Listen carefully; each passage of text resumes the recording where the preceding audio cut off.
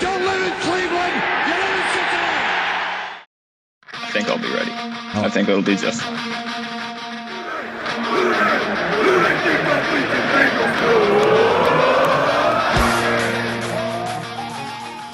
Gio gets cut.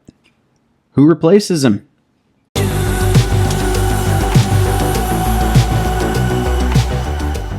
Oh, what is up, Bengals fam? It's Mike coming back at you again with another Who Daily.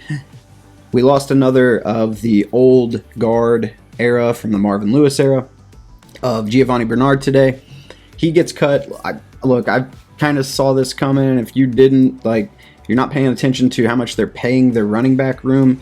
With Joe Mixon under that big of a contract, and Gio making the money he was making, something had to give, right? And it's not going to be Joe Mixon. So we're going to talk about kind of what this means, and then look at maybe some options to replace Gio on the roster, right?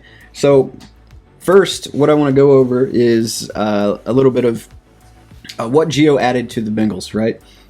First and foremost, he was a leader. He had a great mustache. Second, and also he really did a really good job of understanding the blocking schemes and picking up blitzes and protecting the quarterback from the backfield. I'm not saying that Joe Mixon can't do that. He just usually isn't asked to. And same with Najee Harris. The sample size of their blocking grades just aren't big enough to say whether or not they can do it. And Travion Williams, the same deal. Those are the three guys currently on the roster. Gio Bernard also gave you an incredible option to throw the ball out of the backfield too, via screens or just running routes. He was just he is, I don't know why I'm talking about it in past tense. He's still alive. He's just not on the Bengals roster.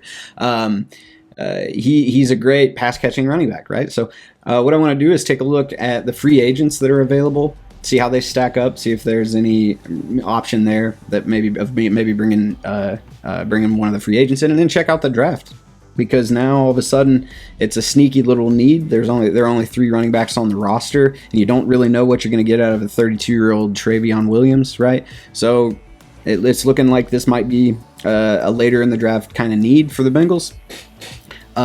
So let's take a look. You got Mixon, Pirine, Travion Williams on the roster. Gio Bernard last year gave you, on top of the kind of receiving threat and just leadership that he gave you a 72.7 blocking grade last year.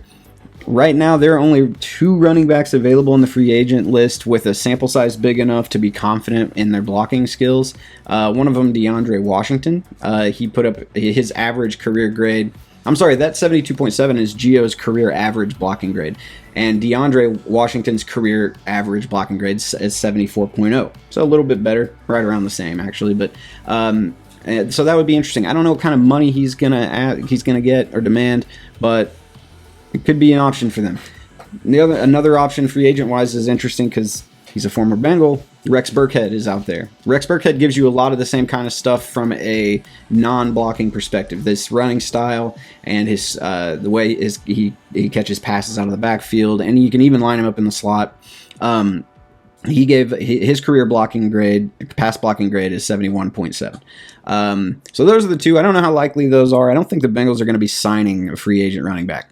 It's just the feeling I have. It doesn't seem like it's part of their plan.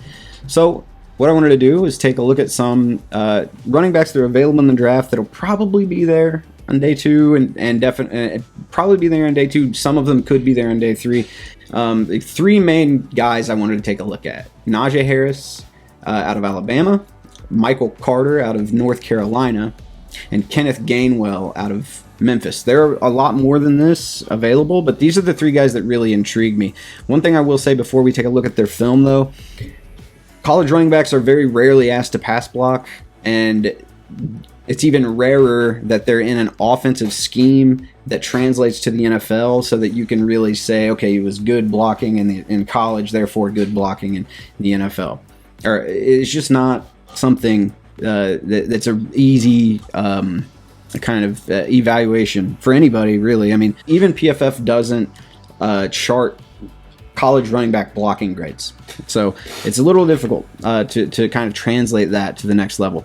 But what I wanted to do is take a look. Let's look at a few plays from Najee Harris and why why I think he could come in and be kind of a replacement for Giovani Bernard. And let's not forget, these guys are all also going to be coming in on rookie contracts if the Bengals draft them, meaning they're going to be cheaper, and you could even see them move on from P. Ryan and Travion Williams at some point if one of these guys gets drafted. But you take a look at this play here from Najee Harris. This is him just running a quick Texas route out of the backfield, quick angle Texas route. But this is just to show you he knows what he's doing out of the backfield.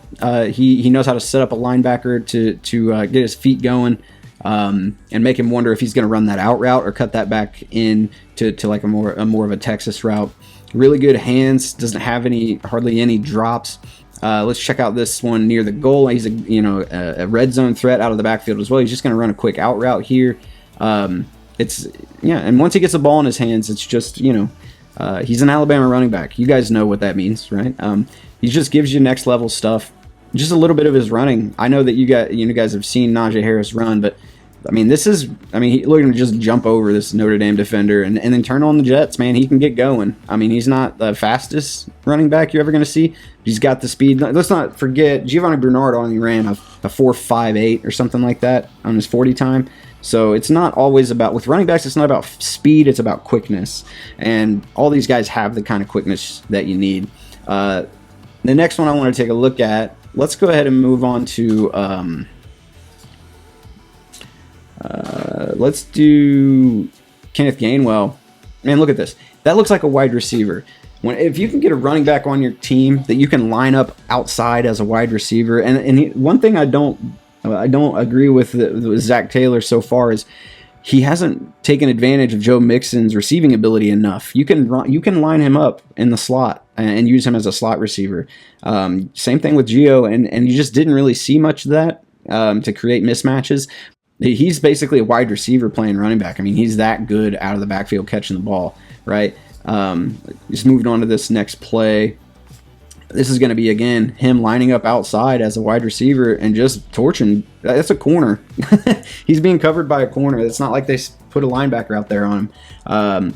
You have to account for him. He's a big dude, and he's very fast. And if you can't really bring. He's like Najee Harris in that you're gonna have trouble bringing him down with just one tackler, right? These are all pass plays from Kenneth Gainwell. But trust me, with his running, the Bengals aren't looking for a running back that are gonna be able to take a whole bunch of carries off of Joe Mixon's plate. Joe Mixon's getting paid enough money; he's getting the carries, right? So what they're looking for is a guy that can fill the gap that Gio's leaving, which is pass catching out of the backfield and understanding the blocking scheme, which, like I said, it's hard to translate from college to pro. But Kenneth Gainwell gives you, I think he's a better wide receiver out of the block than Gio was when he was drafted. Gio kind of merged into a good one. But let's take a look at Michael Carter. So Michael Carter he might go in the third round. Like some of these guys, the Bengals might need to draft before like they really want to.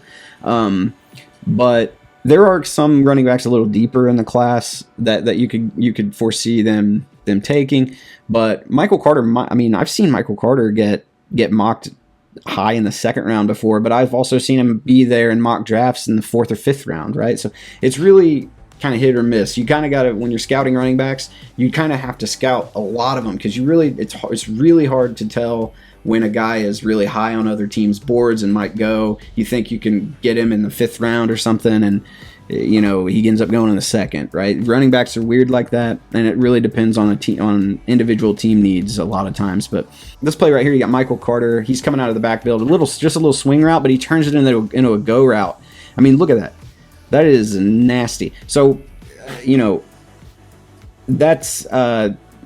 that's something that you could like literally see. So Giovani Bernard went to North Carolina, right? And I bet if you turned on tape from Gio Bernard at North Carolina, you'd see a lot of stuff like this, right? So this is the kind of guy they're looking for. And not to mention, North Carolina probably still recruits Giovani Bernard-like running backs, Here's another one from Michael Carter where he just runs an out route out of the backfield, little option route. But watch what he does after he catches the ball. Boom!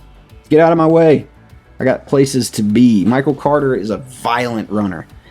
He chooses violence when he gets the football. You are not going to just stand there and think he's going to run out of bounds on you or just go down because he doesn't want contact. He wants it, and that's how Gio played too. So there's just a lot to like with Michael Carter. The thing about Michael Carter is he's could be the second best running back on his own team. Javonte Williams is also on that, and he might go. I mean, I've seen him get mocked to teams in the second round before. But Michael Carter is very good. Here's just one of him, just kind of showing his elusiveness. Look how easy it looks for him. It just looks, it looks like, you get past the line of scrimmage, you get into the second level, and just these guys look like clowns trying to tackle him. But yeah, there's three good options. I mean, running backs nowadays are not getting drafted in the, you could see any of these guys, 10 years ago, you could see any of them getting drafted, in the first round even. I mean, but the NFL is just different now. It's changed. You can get a difference-making running back in the third or fourth round just about any year in the draft because the value is shifted. It's a much more wide receiver, quarterback-heavy league now. However, the Bengals do have a sneaky little need now that they're letting Gio go. One thing I want to end it on is, let's not discount the idea.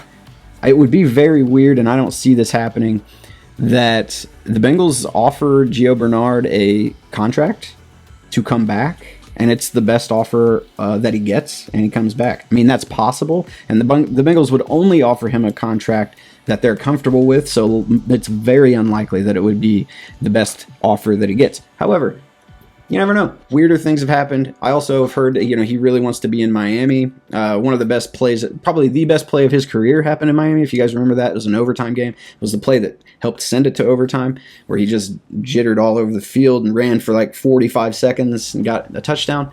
His father lives there. He loves the city, and his father doesn't like to travel, so this would put him there so his dad could come see him play.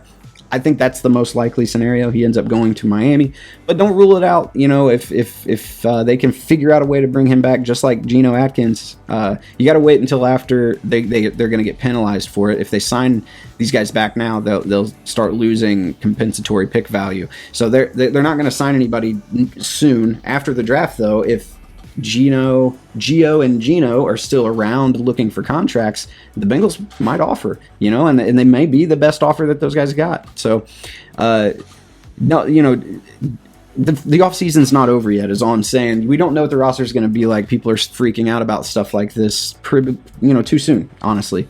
But that's going to do it for me today, guys. This video is dropping a little bit late. Sorry about that. I had a dentist appointment. Got these chompers cleaned up. But I'm going to see you guys tomorrow. Thanks for sticking around. I've been Mike. This has been Who Daily. Peace.